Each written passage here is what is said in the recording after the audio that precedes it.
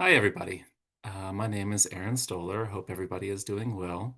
I am a managing consultant, managing scientist consultant with a company called Exponent. For those of you that have watched this webinar in the past, I was previously with ExxonMobil, and there's been a recent job shift. And maybe at some point in the future, I'll talk about my career journey on my own.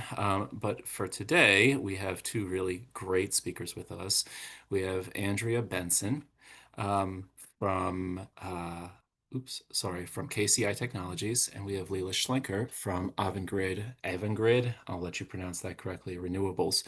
Just to preface this webinar, I've been doing this for I think a year, maybe more now, and it really just started out as me wanting to talk with other scientists in the field to get a sense for career trajectories and career routes, mostly because I am also in a career and I am personally curious about how other people's career histories have gone. Sometimes to let me know that I'm not alone in having a very circuitous and kind of wibbly wobbly career path, and other times just because I'm just generally interested.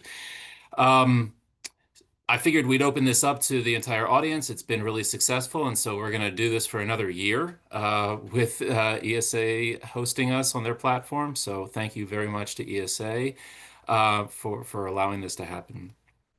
So the purpose of this webinar, like I said, is really to showcase different careers, different career trajectories, to give professional ecologists or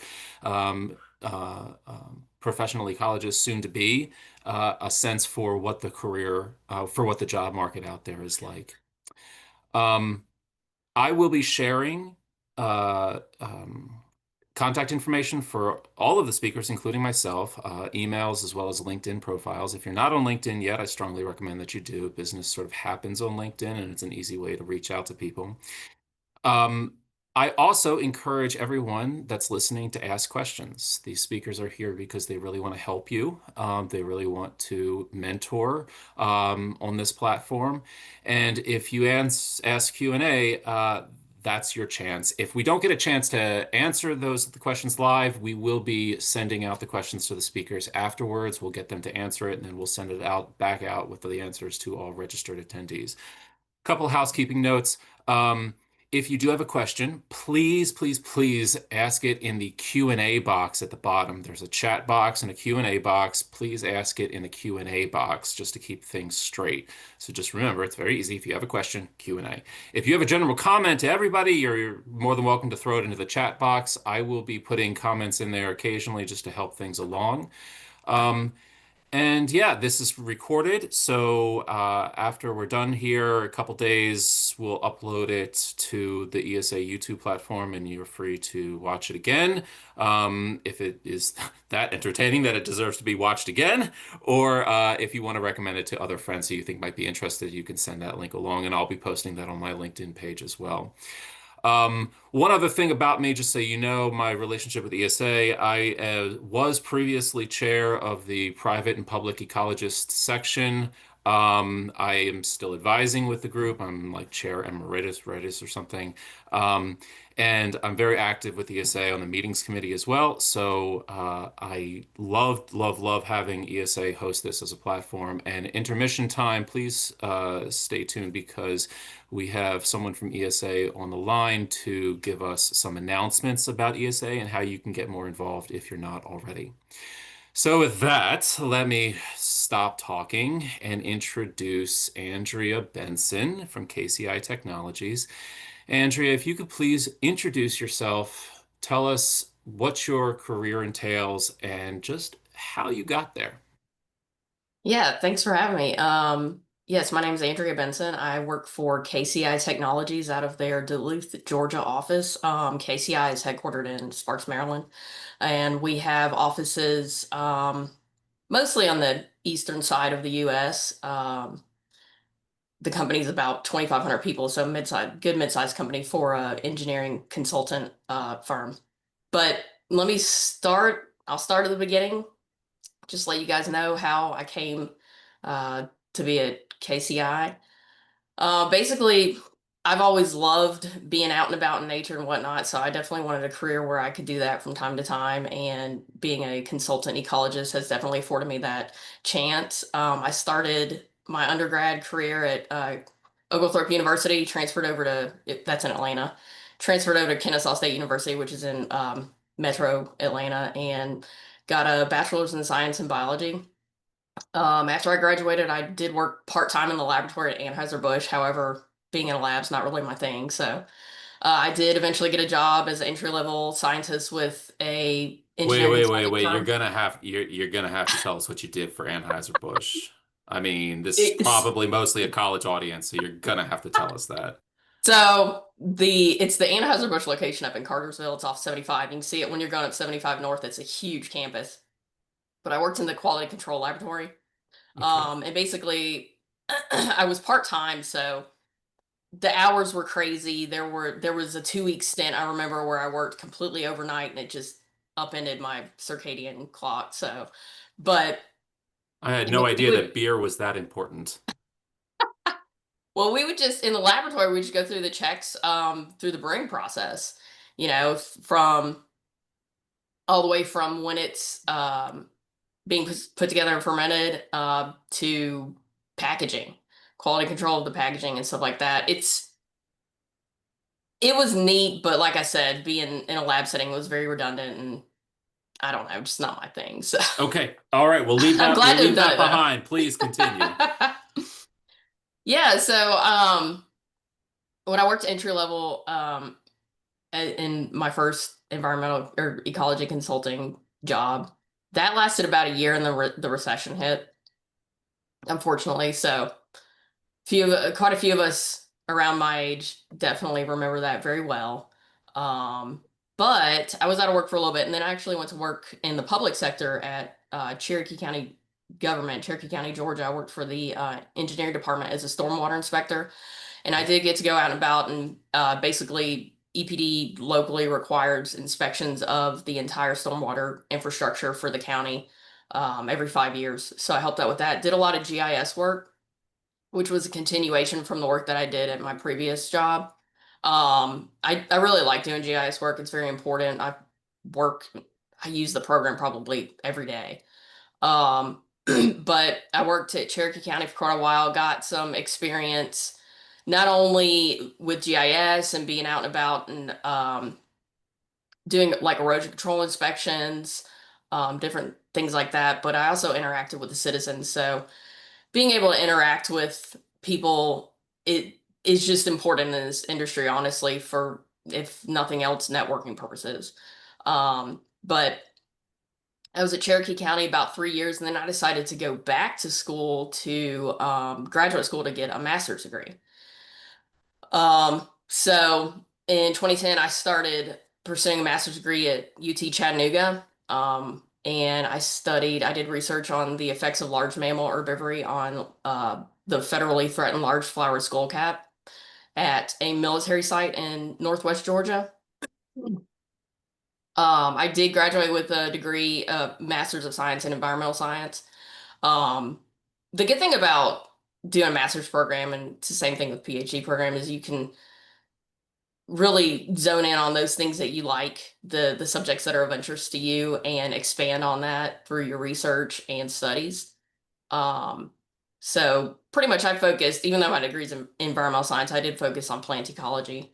I did also, again, take some GIS courses, which was great. But one of the things that I found to be really helpful with the master's program was taking environmental policy classes. Mm. Because in the consulting industry, that's very important. Keeping up on those policies, being familiar with them, knowing how to apply them to projects and different things like that. Um, they change. I mean, they change with every administration. They change pretty frequently. So keeping on top of that's important. Um, but yeah, after I graduated, I got a job with a very large, when I say very large, I mean worldwide engineering firm. They've got over 40,000 people. I know that worldwide. Hmm. Worked there for about 6 years, got more experience working doing GDOT projects. And when I say GDOT, Georgia Department of Transportation, I've also worked in Tennessee, the Carolinas, Nebraska, Texas. But I will say, working for each DOT has their own specific requirements, their own specific regulations at the state level. So a lot of times people will work specifically for one state DOT just because, I mean, they're huge projects. They keep you busy for a long time. And when you go to work for a different DOT, it's very much like learning the process from the start, like learning Mhm. it all over again. You don't feel like an expert, I guess you could say, once you start working for a different DOT. There are some things that translate, of course, and whatnot, but every DOT is different. I will say that. But I do specialize in working on Georgia DOT projects. So I worked at this larger engineering firm for about 6 years. I decided I wanted to try something new and left, went to work for a very small consulting firm, about 200 people. So I went from one end of the spectrum to another as far as company size. Um, but I was actually hired to start the ecology department because they wanted to get into doing like wetland delineations, protected species surveys for developers. I was with that company about 4 years. The work was somewhat inconsistent, I guess, because it was something new for this company. They focus on geotechnical engineering, and um, it was just something hard to get into working for developers. I much prefer working for DOT and other linear projects. Um, it's very different with the DOT work. It's a little bit more predictable. You have a different timeline and stuff like that. But after 4 years, like I said, I left that smaller company and now I'm at KCI. I've been here about 2.5 years. I was hired as a project manager and also senior ecologist. I started out as the only ecologist in Georgia at our Georgia office. Um, I was going to say, there's definitely more than one person, one ecologist in Georgia. well, now there is. I hired somebody. Let's see, back in August. So I do have support. We're a Southeast group. Okay. And actually, it's interesting because my company in Tennessee and the Carolinas, we do a whole lot of mitigation and restoration projects and mitigation banking projects. And that stuff I've never done. So that was one of the things that definitely attracted me to KCI was to get into learning something new, learning a different side of the business, in addition, learning an additional skill. Yeah. But specifically, I do focus on the transportation projects, and I'm the go-to person for transportation projects in the Southeast. So you've continued Yeah. utilizing the skills that you have working with the Yep. GDOT. Hmm. Um, I think a lot of people are wondering what the heck does a DOT need with an ecologist? So to be clear, from what I gathered from what you said, you never worked directly for the DOT. You worked for consulting companies that had contracts with the Georgia DOT. So can you tell us a little bit about what an ecologist does for a Department of Transportation? Yeah, so for the DOT work, like it's part of the NEPA and JIPA process. So NEPA is the National Environmental Policy Act. JIPA is just the Georgia version of that. And before design even starts, so in the pre-design process, we need to know what natural environmental resources out there. I do natural resources. We also have historians that look at historical resources, and then archaeologists that look at those cultural resources. So all of that goes is are components of the overall NEPA process, and then the NEPA document that's produced on these projects that have some form of federal funding. If it doesn't have federal funding at state level, then it's JIPA, and it's not quite as stringent.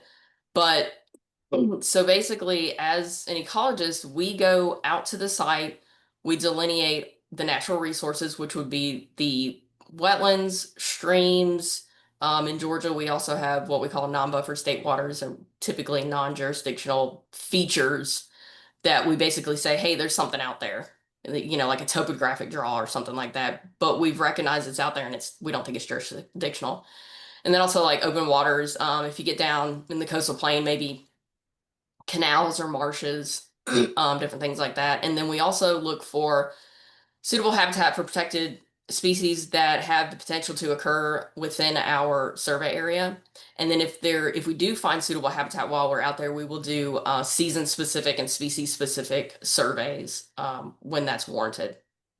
I do not So do I do not do aquatic in water surveys. I will evaluate water resources for suitable habitat, but for that we have to specifically have an aquatic ecologist that has state and federal collection permits that are capable of doing those surveys. is that per Georgia requirements or per federal requirements? That's going to be anywhere. If you're going to handle any type of aquatic fish, whatever it might be, mussels, any type of aquatic species, you're going to have those federal handling permits, Hmm. federal collection permits. So, for anyone that's interested in consulting, I mentioned I have these conversations mostly because I wanted to have them, and then we opened it up to the whole audience. So I'm going to ask you because, based on my experience working with a state agency, a lot of times it feels a little um, not too engaging, I guess, to think about working with a state agency on environmental matters because a lot of times it's just box checking activity, meaning they just need somebody to file the permits. Uh, as this like tree hugging ecologist that I am inside of my button down shirt, right? I always want to push that barrier a little bit and say, I want to move towards real sustainability, real conservation, real environmental protection. When I was working with a state agency, I often felt like there was just never a chance to do that because everything was just immediate fires that you were putting out, both literal and figurative, especially if you work out west, right? Um, so your experience working with the DOT, you seem enthusiastic about it. You seem like you enjoy doing that kind of work.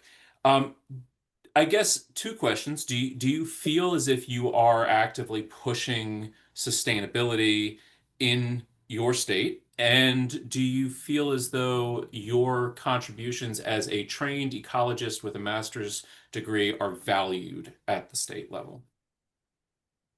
I would say that's definitely changed over the years as far as how others look at us and value us.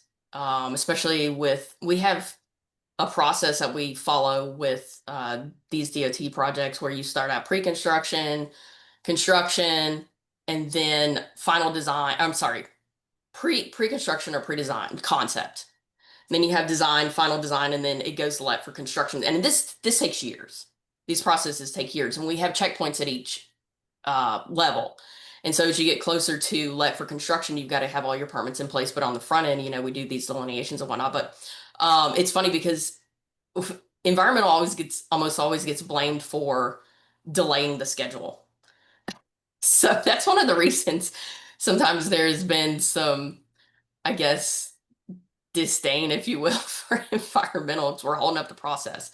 But in all reality, we're following the process. We're making sure that the boxes are checked. However, I will say that I do enjoy working with my GDOT counterparts, the GDOT ecologists and environmentalists that are assigned to these projects. I also enjoy working with the agency representatives. You get to know them over the years, and in all reality, it's a group effort. We all have the same goal. We're all tree hugging ecologists, like you said. We want to conserve, but we know we got to get these roads built or whatever it might be. Hmm. Um, so we do have a lot of special provisions and different avoidance minimization measures that we do put in place. That goes in place before the project is gone to let so that the contractor knows what they can and can't do, or if there's seasonal restrictions on something, or clearing restrictions, or if we need an in-water survey prior to construction. I've got a project like that right now where we're going to have to implement that. But yes, we do want to conserve to the extent practicable. That's why we do these, we do our initial survey reports. And then once we get our design files so that we can physically see what the potential for this project to impact these natural resources is going to be. And then, I work a lot with the engineers on avoidance and minimization measures. I've never taken a single engineering class in my life. However, over the years, I've gotten very accustomed to reading these plan sheets and knowing what design requirements they have, what design restrictions they have, different things like that. Um, and we work very closely to do what we can to prevent impacts to these resources. And another thing is, I guess you could say I like to scare them with regulations because, especially when it comes to the Army Corps permit, if you've got to do a nationwide permit or a regional permit, it's not that big of a deal. It's the most cost of and time effective. However, if you go over a certain threshold of impacts, you're going to push yourself into having to get an individual permit. That pushes your schedule and budget way out. And nobody wants the schedule to be delayed. So a lot of times they'll say, hey, we need to pull in these impacts, we need to lessen these impacts. What can we do? Can we, pull in the cut and fill lines, the construction limits? Can we, is there some type of alternative design? Can we have a wall instead of having our fill slopes pushed out and impacting, filling in this wetland? Can we have a wall to stop that? Can we install orange barrier fencing so that the contractor knows do not clear past this area, even though you've got some construction right away left. Yeah. So there are different things like that that we implement. And since I want to conserve to the extent practicable, I work very hard with these engineers to do everything that I can. And if say for example, there's a plant or an animal species that just absolutely cannot be avoided by a project, we'll relocate them. We'll work with our agency partners to get those relocations done and stuff like that in the best manner and relocate those as nearby as possible within suitable habitat.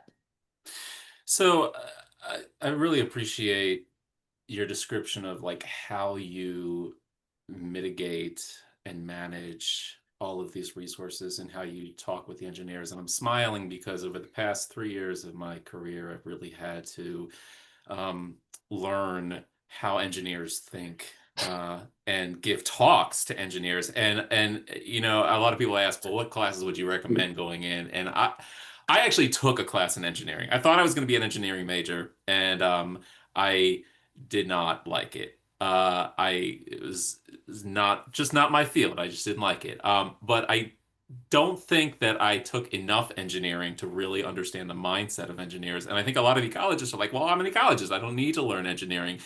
Except if you leave academia and you work in the professional world, you will always be working with engineers. And I do think that taking a couple classes in project management is really helpful if you can. And especially it looks good on your resume for sure. Um, but you also said something interesting that like a lot of people think of ecologists or environmental scientists in general as kind of slowing things down. And you know what? I'll own that. I think you're right. And that's fine because I think we got ourselves into an environmental mess by jumping into the project before reading the manual, right? And I think that environmental scientists are there to say, hey, hold on, slow down, let's figure out how nature works and do this responsibly. So I'll own that. And I like how you said that. Do you have any thoughts on that? Um, I will say that over the years, specifically GDOT, and I know some other DOTs have as well, worked with agencies to implement programmatic agreements so that we can speed up the process, but make sure that we're still following these rigorous conservation measures. Yeah. And especially down here in Georgia, we have that with the bats because that had a big impact on schedule and what contractors could and could not do. So in an effort to accommodate everybody, I guess you could say we have these programmatic agreements that have been agreed upon by FHWA, Fish and Wildlife, the Army Corps, DNR, GDOT, just multiple federal and state agents came together to get these implemented so that we could stop missing so many deadlines, I guess you could say, because if a project is programmed for a specific year, that means the budget is for that year. You've got to meet those deadlines. Um, so we have these programmatic agreements in place to help with that process for sure. Awesome. And GDOT is their goal has been to become more and more efficient and have templates, and so that you know where you're going, you know what you need to do, you know what you need to implement to keep the project moving. Yeah. And I'll also throw in, I think most DOT employees anywhere in the States, they want to do right by the environment. They also have a job to put food on their tables. And I think that we all can work together to find those most sustainable solutions going forward. We are nearing intermission time for ESA to give some announcements. I'm curious, what's your if you think about your career so far, what's your proudest accomplishment? You can I mean, pass. it's great. It's great seeing a project finished because these project schedules are so long. Like I said, they take years Yeah. that I think I've seen two projects completed in nearly 20 years. Other than smaller projects like a bridge replacement, but like the bigger projects, I've seen a couple of those, maybe three of those completed. And it's neat being able to say, hey, I did that project from start to finish. I got the permitting finished through, we got it out to let, and it's been built. Yeah. And it's really cool seeing that stuff and, knowing what you did to conserve to the extent practicable. So, when you when you say see a project from start to finish and you've only finished two projects in your lifetime, I want to clarify on that. Like, I think that you've worked on many, many, many more projects, Oh, but yes, the important thing to remember that the difference between academia and working as a professional ecologist is that you are no longer working as a laboratory unto yourself. You are working with teams of very many people, sometimes hundreds, maybe thousands of people if it's a particularly large project. And you cannot possibly expect that you are important enough to be the person that starts and completes every single project. You are a part of projects, you move the world forward, and although it's frustrating to not see a project from start to finish every single time, it is still possible to claim so many achievements for even projects that you were just part of. definitely. Yeah. Definitely, for sure. Yep. I love it. And we have a couple minutes. You have switched careers quite frequently. You're in this position for 2.5 years. Hopefully, you'll be in this position for a while longer. How have you handled personally changing jobs like this?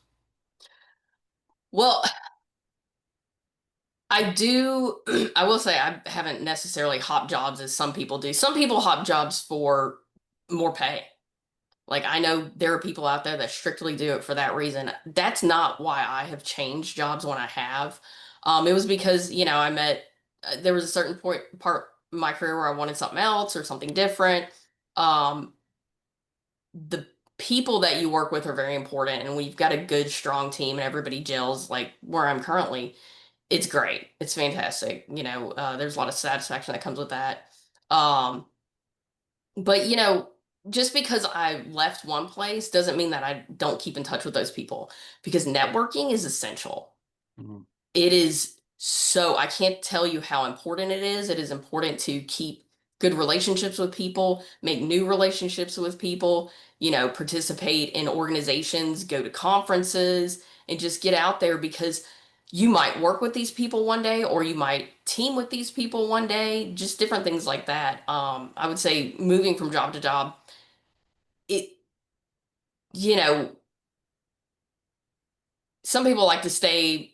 It'd be nice to stay someplace for a long time, but sometimes Yeah. it's just not gonna work out. But building those relationships where you are at the time is very important, and carrying those relationships on Yeah. throughout your career is very important. Yeah, absolutely. Moving from job to job is daunting if you think about it as trying to learn a whole new set of people. But if you think about it not as learning a whole new set, but expanding your current set, it becomes a much easier thing to think about. That is a perfect segue, by the way. Thank you, for Mary to talk a little bit about ESA and networking opportunities to get involved. Because, as you said, and as I think should be bolded, and maybe that's the quote that I take away from this webinar to post on LinkedIn, networking is non-negotiable, right? It is so important. It is how you get jobs. It is how you stay in jobs. It is how you be successful at jobs. And ESA is a great opportunity to do that networking, so I'll let you take it away. I'm Mary Jo Malumba. I'm the Education Program Assistant at the Ecological Society of America. Thank you all for joining us today for a session of the Exploring Career Opportunities in Ecology. Our next sessions are going to be November 18th and December 9th. You can look up the past recordings on the YouTube channel, and you will also be able to register for the ESA webinars on the for these webinars on the ESA webinar page, which I'll post the links in the chat very soon. Also, ESA has a professional certification, ecology certification program. You don't have to be an ESA member to get certified. You can learn more about these programs at the ESA/certification webpage or emailing circ@esa.org with any questions. The 2016 ESA Award nominations are now open. Please submit your nominations through the ESA Award webpage, which will also be linked in the links I'll post in the chat very soon. The deadline is November 13th. The call for proposals is open for the ESA 2026 annual meeting that will be in Salt Lake City. We invite you to submit all your proposals. The deadline is October 23rd. And of course, here is some career resources, which will also be posted on the ESA career webpage. Thank you for your attention. Back to Aaron. Everybody, thank you so much for that. I really appreciate it. Yeah, so just some quick thoughts on ESA. Last August we were in Baltimore, and it was really stunning to see that even though there was a lower federal turnout, which is for very clear logistical reasons, we had so many students come on out who really showed so much promise to the field of ecology that it's not going anywhere. It's not over until we say it's over, as the keynote speaker at the conference said, Phil Levine. And it was just so encouraging to hear all of the conversations about ecological research, applied ecology, and ecology in all parts of the workforce, in spite of all of the turmoil going on in the world. If you haven't been to an ESA conference, I will say, and I'm not a sponsor, I'm not like a paid promoter of ESA or anything. It was just one of the first conference. It was actually the first conference that I ever went to as an undergraduate. And it was such a welcoming environment. Among all of the conferences that I go to on a regular basis, ESA tends to be among the more welcoming and easiest to network, and they offer a lot of opportunities. So I do encourage you to get involved. They offer really great discounts, I'm sure, for students, and I know that there's more coming. But enough of that. I'm done promoting ESA.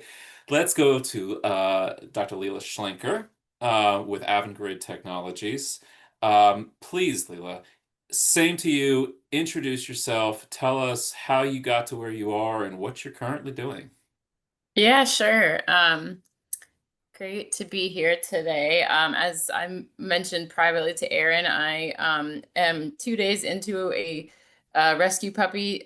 So he's sleeping right now. So he's resting from his land shark ways. But if you hear squeaking, that's what's going on. So yeah, my name is Lela Schlenker. I am a fisheries ecologist. Um, I guess similar, I probably can relate maybe a lot to Aaron, what you said at the beginning. I've had a career trajectory that has been sort of winding. It's not what I really expected, to be honest. I'm kind of adapting and learning as I go. I guess as everyone does, but my story is essentially that I did my bachelor's degree at Smith College in Massachusetts. During a study away from campus semester, like a marine studies program, I've just had the experience that I got to do some research on a commercial fishing boat and kind of had one of those light bulb moments where I was like, oh, if this is a job, which I hadn't previously really known. Oh yeah, another Smithy in the audience. Awesome. So yeah, I had no idea you could be a fisheries ecologist, essentially. I grew up in a tiny town in New Hampshire. I didn't know anyone in my line of work currently. So that was like, from then I was like, all right, this is what I want to do. And I basically just, sort of fumbling found internships while I was still in college. Sort of relied a lot on mentors to help me out, sort of guide me to the next thing, and just, trying to build experience. And so when I graduated, I went immediately to a paid internship at the Smithsonian Environmental Research Center. Great paid internship program there for ecologists. Really, I recommend if you're in college, start thinking about like paid internship opportunities, because, you know, volunteer work is great if you have to do it, but, you know, most of us really need to pay those bills. So start, you know, kind of widen your network as much as you can to kind of hear about things like that. So I was at the Smithsonian for 6 months, kind of ended and was like, I don't really know what to do. Reached out to my college advisor, and he suggested a colleague at the New England Aquarium in Boston. I was able to get another internship there that was unpaid. And so it was, I ended up I was a nanny for 3 days a week, and a New England aquarium intern 2 days a week. And thankfully was able to pay my rent and bills on that nanny salary, which is actually like, until I was a postdoc, I didn't, that was the most money I made until I became a postdoc. It was like 3 days a week under the table cash. Um, but so I went, the guy at the Boston Aquarium, he did feel really bad that he wasn't paying me. I just reconnected with him recently, John Mandelman, really stand-up guy. So he was like, I can't pay you, but I will buy you some foul weather gear for the field work that you're going to do, which I still have, still works. And he took me to the American Elasmobranch Society meeting, which was nearby that year. And we were, you know, hotel room with like 6 grad students. Great time. And I happened to just trying to do a lot of networking. It wasn't something I was super comfortable with at that point. I felt really intimidated by it. But I was able to do some and met another scientist who was like, oh, we need technicians. You want to work with us? Come down to the Dauphin Island Sea Lab in Alabama. And that was my first salaried position with health insurance. And I was like, this is amazing. This is great. Never been to Alabama. So just kind of, drove down there, found some roommates. It was awesome. It was like, I was in the field almost every day, had a huge amount of experience, bottom long lining, vertical long lining, reading otoliths, dissecting stomachs and gonads and all kinds of things. It was super hands-on, really big, well-funded fisheries lab. And while I was there, I started thinking about graduate school. And so I started reaching out to graduate school mentors, and did get a couple grad school interviews. I ended up going to the Virginia Institute of Marine Science and worked on white marlin and looking at their stress response to catch and release fishing. Had a lot of fun. Was finishing up there and was like, I don't really know what I want to do next. I'm not sure I want to do a PhD. So I ended up finding a technician job through a friend whose wife had just left that position. And so I'll just throw in a plug there for networking. Is like, a lot of times we think about it like we got to like impress the people kind of at the next step or like meet those sort of higher up people. I like to tell students and other early career people, also think about like your sideways mentor or, networking and mentoring. So like your kind of coworkers, your colleagues that are at the same level at you, like help each other out, share positions, like review each other's CVs, that kind of thing.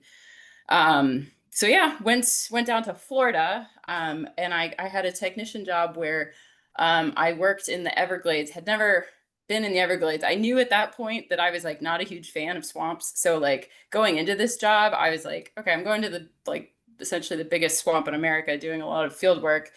I knew that it was like not going to be super up my alley, but I was like, this is good experience. It's a paid job. Like I can be brave. I can get in the muck. I can try not to think about the alligators, which is not successful because they're everywhere. But like, that was kind of like a big girl move, and had a lot of fun. But like, about halfway through, I was thinking to myself, like, this isn't my favorite kind of research. I know it's important. But I'm not getting paid that much more than I would be if I was doing a PhD program. And if I was doing a PhD program, I'd get to work on exactly what I wanted to work on and make almost as much money as I'm making now. So I reached out to, again, a few potential PhD advisors, and at the University of Miami, The guy I did Can I my interject and just Mhm. ask, because you talked about networks before, how did you find PhD advisors? Yeah, great question. I would say it's like it's hard because sometimes like, and so this is like also something I try to stress in sort of career talks is thinking about like everybody has different considerations. So there may be people who are like, it's really important for me, like for my family culturally to stay in this particular area, right? So you're going to somewhat limit your opportunities that way, but that may be like the thing that's important to you. And so like if you're in that situation, like one way to start is just like going to all the university kind of websites, look at the department of interest, look whose research seems interesting, and then maybe, check out their website, read a couple papers, reach out to them. Another way to think about it is like I am so passionate about this particular topic that I want to like review the literature, review kind of recent like public interest stories, and then from there kind of reach out to people across the country, across the world, see who has funding, cast a wide net. I sort of did the first option for my, or sorry, the second option for my master's degree. I cast a super wide net all across the country. The second option, I was actually trying to stay in Florida, which as a New Englander by birth, this is a statement that shocks me, but my partner was doing his PhD in Miami, and so I was like, if I can, I'd like to stay in South Florida. Um, and so like just there's all kinds of different trade-offs, of course, for how we sort of narrow our job or grad school opportunities. But like I think it's fun to acknowledge that everybody has different, like things they're open to. I love it. Um, Great. So, yeah. okay, so you reached out to PhD advisors and you found one, Yes. obviously. Yeah. So this was let's see, when did I start my PhD? I started my PhD in 2015. So Martin Grissel at the University of Miami, who was my PhD advisor, he had just I had reached out to him before he got the grant. And he said, we may get a big chunk of funding to look at the impacts of the Deepwater Horizon oil spill Mm. that first occurred in 2010. So I'd met with him, and then a few weeks later, I think I saw a press release that the University of Miami had just gotten like a ton of money, and so I was like, great. I think that means like, that's going to work out. And so he contacted me a few weeks later and said, yeah, we got the funding. So if you want it, you're in. And I said yes, and that was kicked off, yeah, like 4.5 year PhD, which was an incredible experience working with a big super dynamic group, lots of different projects. We were really well funded, which makes things easier. Yeah, so I did a short postdoc, just like 6 months after, to kind of wrap that work up. There was a little money left over. Pandemic hit kind of midway through that, which sort of threw everything sideways. But I started thinking about postdoc opportunities.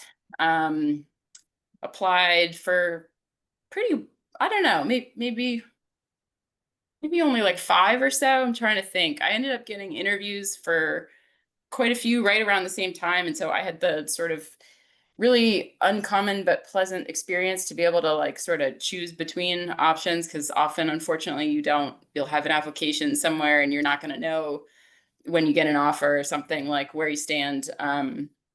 But from that, so I moved to the Outer Banks of North Carolina, which is where I still live and work. And I took a postdoc at the East Carolina University's Coastal Studies Institute. And so I did a couple different projects. The main funded project was looking at the impacts of climate change and environmental variation on shrimp populations here. So that was pure quantitative, like, long-term state collected data set. Um, and yeah, my experience in my PhD was field based, was lab based, and like enough quantitative skills that I was like, I think I can handle this quantitative postdoc, and also kind of valued the experience to know that like I'm going to get a lot better at this doing this postdoc, and I kind of trust this postdoc advisor, Jim Morley, like to be a good mentor, and which he was. Great guy. And yeah, from there, so this is I feel like I'm getting really long-winded, but it's so that funding, of course, was only for a year. Started, of course, scrambling, thinking about what I'm going to do next, who can, give me a couple more months of funding. A former professor of mine reached out and asked if I would come be a visiting assistant professor, um, marine ecology at that program, actually, where I first figured out that I wanted to be a fisheries biologist, and to cover for a parental leave. And so I did that for a semester, loved teaching, loved getting to work with the students. It was probably, one of my favorite experiences to date. And then went back, did a little bit more postdocing, and then, applying for lots of jobs, interviewing for lots of jobs. I've applied and interviewed, I think, across like every sector now. So academic professor jobs, nonprofits, the government, and landed a job in industry, which was, that's something I never would have believed you if you told me I'd be working in industry. But I work for well, we do a lot of things, but I work in offshore wind. The company also has onshore solar. They're an electric company. They do onshore wind. I work on marine fisheries. So that includes basically communications and outreach. It includes sort of directing our scientific surveys and sort of figuring out like what those surveys should entail. As someone mentioned, I think in the Q&A, who had a interest in sort of hybrid environmental and engineering, one of the things I have like a little bit of frustration with in my role is I don't get to do the science or the field work that is mostly done by contractors. So I am sort of like crafting what that science plan looks like. So you're a project manager. I guess that's not something I would have.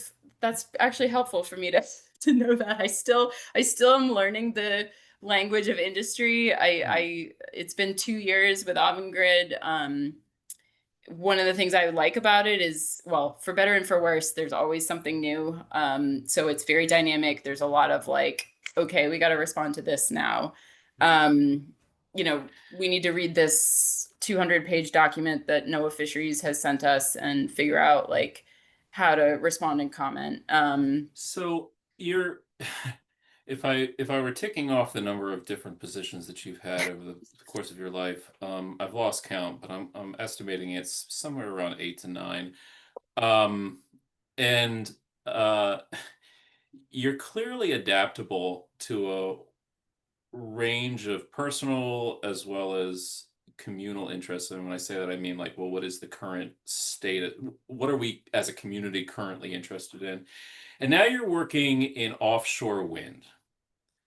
And it is going through some very steep growing phases at the moment. So for anyone who is fisheries and is like, yeah, I'd be interested in this type of job, that might be of interest to me. What's the deal with offshore wind and what's words of encouragement? How long do we have? Yeah, About 2 minutes. Yeah.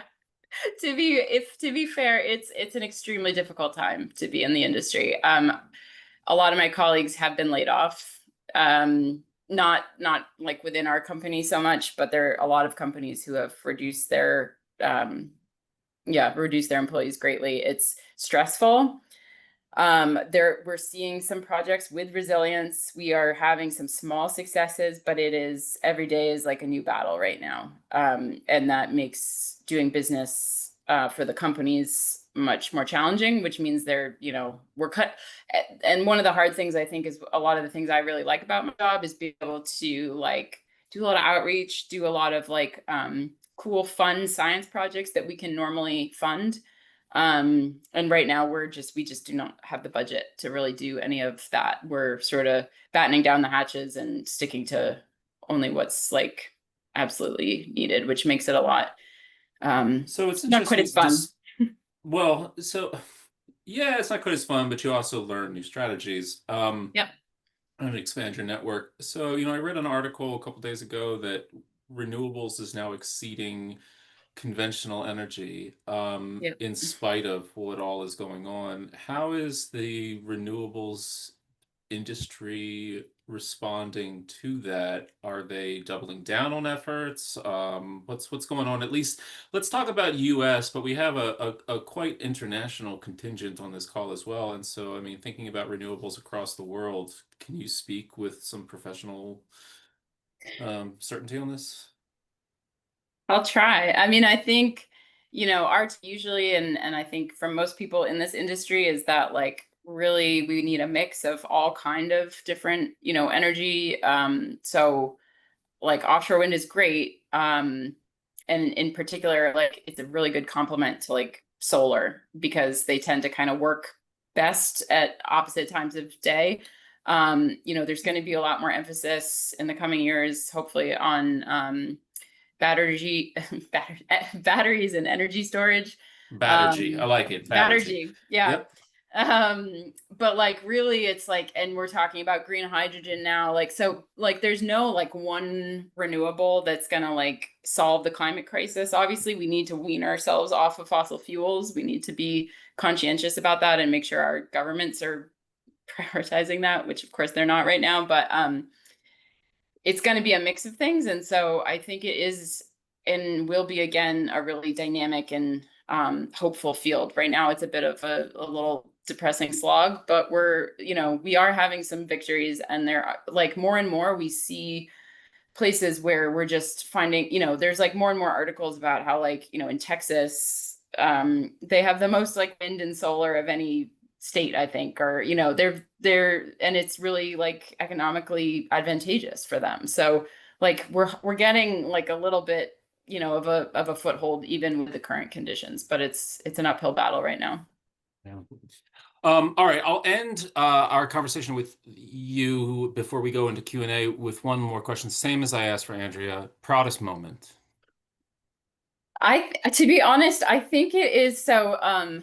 During my PhD, I had an opportunity to lead a research cruise. So I was chief scientist. We were in the Gulf of Mexico for I think 18 days. And it was sort of like my postdoc work for that kind of followed up on my PhD work. But so like 100-something-foot catamaran research vessel at the University of Miami. We had like, I think 8 scientists and maybe 6 or 7 crew. And we were just out at sea, and it was like a huge accomplishment personally for me to kind of get the opportunity to lead that, deal with kind of personal issues, science issues, all kinds of challenges. And I think I learned a huge amount from that and really enjoyed it. And I think we were out there tagging mahi-mahi, among other things. And when it was 50 satellite tags, which is anyone who does any satellite tagging knows that's a bunch of money to get that many tags in one sort of opportunity. But when I tagged that 50th fish, I was like, it was incredible. Yeah. Love it. I like what you said about you met your personal challenges as well as professional challenges. I mentored a lot of students when I was an assistant professor in a previous career. And a lot of students felt that it was pretty daunting to be in college and then draw the line between college and career because there seems to be an awful lot of additional steps between those nowadays. And it's scary. It's scary to like challenge yourself about what you're comfortable with. It's scary to move to a different state. It's scary to make new friends. Um, from everything that you've said, you seem like a testament to the ability of overcoming those fears, and really putting yourself out there. I can't imagine that you or anyone else is just genuinely fearless when it comes to trying new opportunities. Can you speak to overcoming that trepidation about branching off as a person, both personally and professionally? Yeah, I mean, to be honest, it's something I still struggle with. Like, as I think about, potential new opportunities, I think it's good to remember that like everyone, has had the experience of starting over somewhere new, or most people have, or trying something new. And so like when you have that opportunity, it's important to think about like career and how it's going to advance your career, but also like, can you do your hobbies? Can you whatever, are there things outside of work that are going to make you happy in that new opportunity?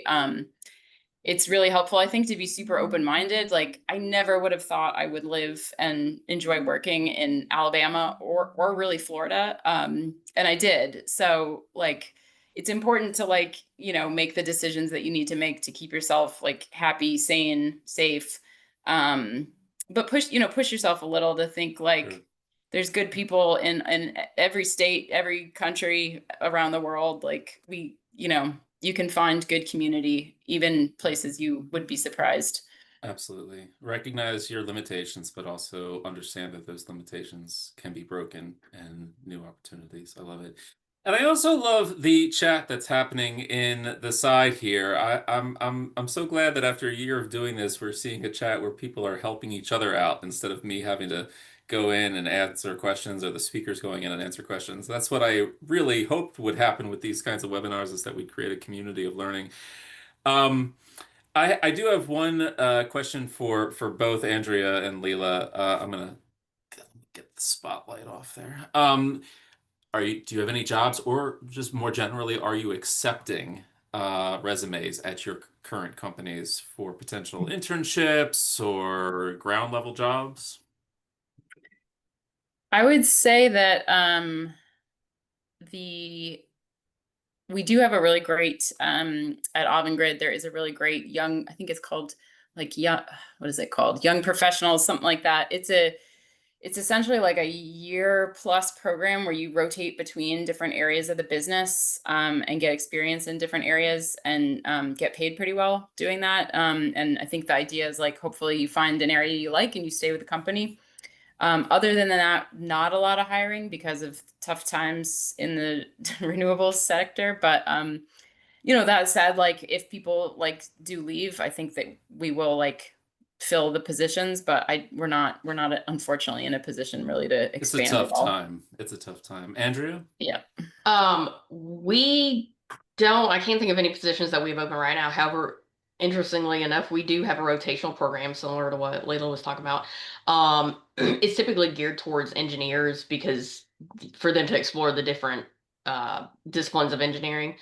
But we've done it plenty of times in environmental science as well. And it's really neat because you get to rotate between different offices and you get a stipend to live in that area that you are. Like we've had some interns who went to Raleigh and then they would be in like Nashville and then Atlanta, and at the end of the rotational, they'll typically be offered a job usually at one of those offices.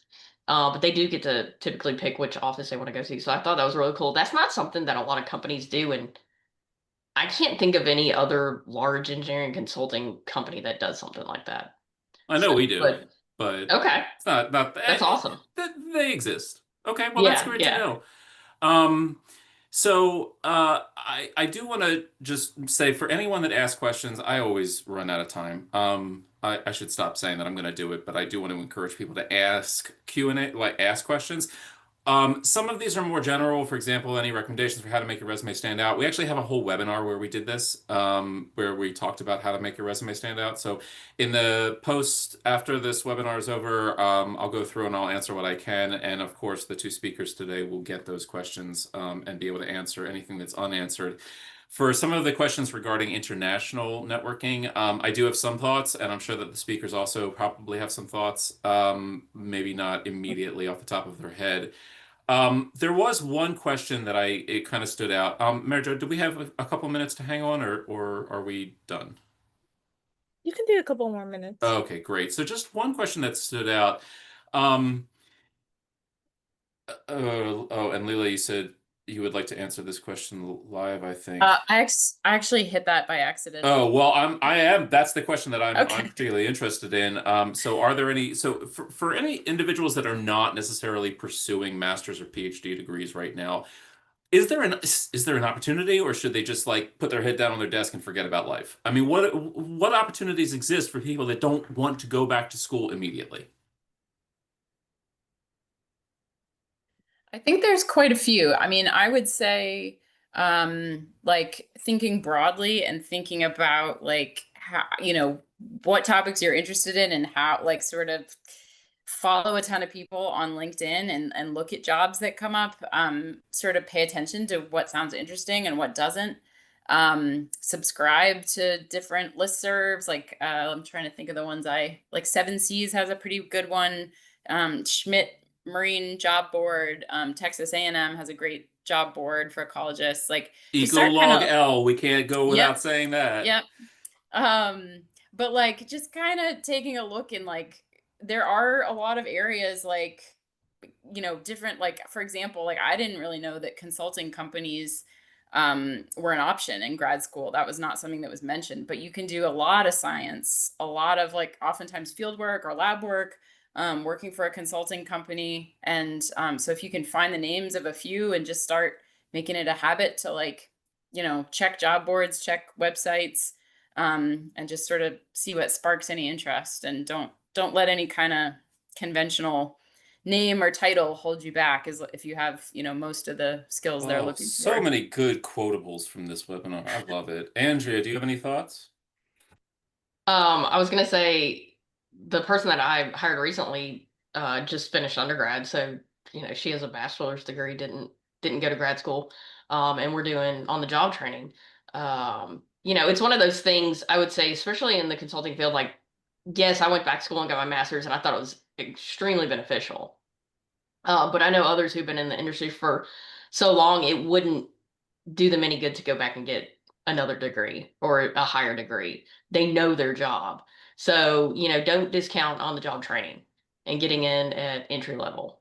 Yeah. Um, I'll throw it out there because yeah, somebody said on the chat, like, what about if you're really old? And I'm like, don't discount on-the-job training. You've had many, many years of on-the-job training. That's valuable. Don't forget about that. yeah. And there are other skills, you could bring that just having been around and been in the work world longer, let you have. Yeah, love it. Well, we are over time. Lela and Andrea, thank you so much for joining me in this webinar. I will get all the questions. I'll throw them out to you guys. You'll answer them hopefully in short order, and we'll send them back out to the audience. Do keep in mind that we have a whole host of other webinars coming up that Mary Jo showed us in the intermission. Please reach out to ESA either over LinkedIn or what's the good email for ESA if they're interested? You can also reach out to ESA at webinars or webinars@esa.org. Webinars at ESA. Great. All right. Wonderful. Thank you so much and have a great day.